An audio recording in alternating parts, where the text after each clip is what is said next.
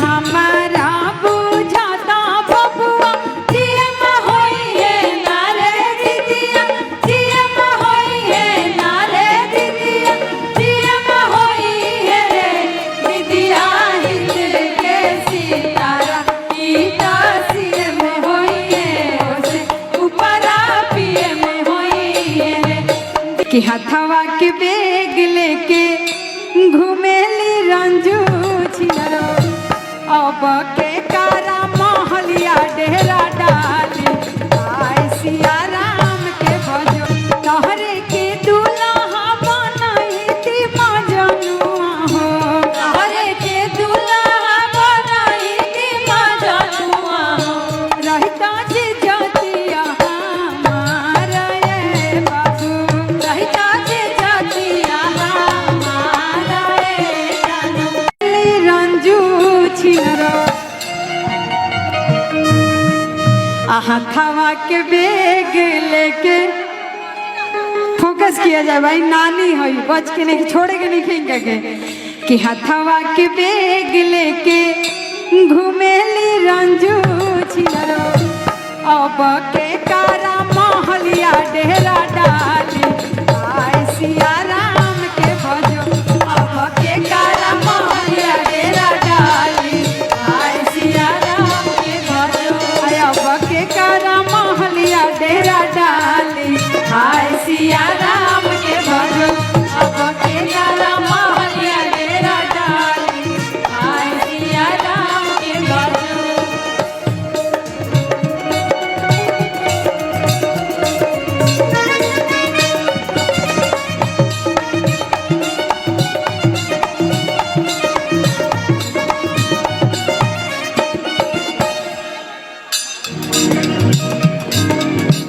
अपना महलिया में से निकले ले पांडे चाचा अपना महलिया में से निकले ले पांडे चाचा अपना महलिया में से निकले ले बीरुआ चाचा अपना महलिया में से निकले ले बीरुआ चाचा आया हमारा महलिया डेरा डाल हाय सिया राम के भजो आया हमारा महलिया डेरा डाल हाय सिया राम के भजो आया हमारा महलिया डेरा डाल हाय सिया राम के आया हमारा महलिया डेरा डाल हाय सिया राम के भजो आया हमारा महलिया डेरा डाल हाय सिया राम के भजो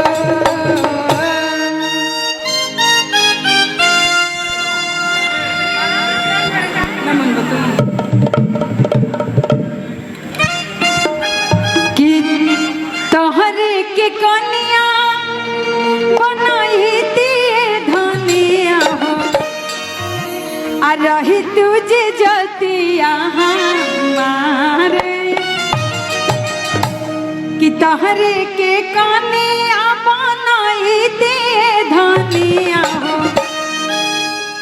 कि तोहरे के कनिया बनाई दिए धनिया रही तुझे जतिया हमारा रे रानी रही तुझे जतिया हमारा रे गोरी तोहरे के दुल्हा बनैती मजनुआ हो तोहरे के दुल्हा बनैती मजनुआ हो रहता जे जतिया हमार रे बाबू रहता जे जतिया हमार रे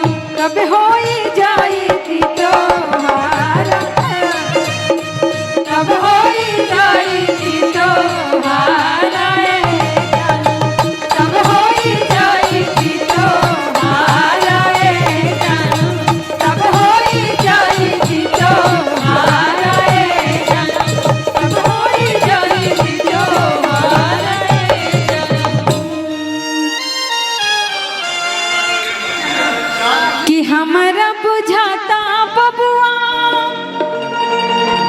कि हमारा बुझाता बबुआ दिए में होई है नारे दीदिया, दिए में होई है नारे दीदिया, दिए में होई है रे दीदिया, हिंद के सितारा गीता सिए में होई है, ओसे ऊपरा पिए में होई है रे दीदिया, हिंद के सितारा गीता सिए में होई है, ओसे ऊपरा पिए में होई है रे। हमारा बुझाता बबुआ दिए में होई है नारे दीदिया, दिए में होई है नारे दीदिया, दिए में होई है रे दीदिया, हिंद के सितारा गीता सिए में होई है, ओसे ऊपरा पिए में होई है रे दीदिया, हिंद के सितारा गीता सिए में होई है, ओसे ऊपरा पिए में होई है रे।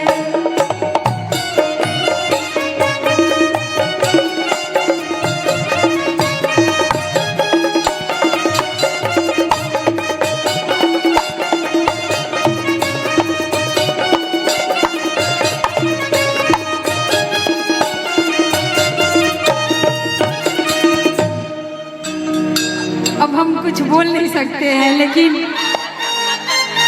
अंकल जी को मेरा प्रणाम है, और ये लक्ष्मी को हमारे बस आशीर्वाद समझ के दे दीजिए, लेकिन हमारे पाँव पे मत रखिए। लेकिन जो भी जितना यहाँ रिस्पेक्ट मिला इसके लिए बहुत बहुत धन्यवाद। मैं क्या ही बताऊँ, बहुत स्टेज शो करती हूँ, बहुत जगह जाते हूँ। हाँ हाँ एकदम, हम तो चाहते हैं कि जब बाबू का जब बड़ा हो जन्मदिन हो तो फिर हेमा पांडे को ही बुलाया जाए। और मैं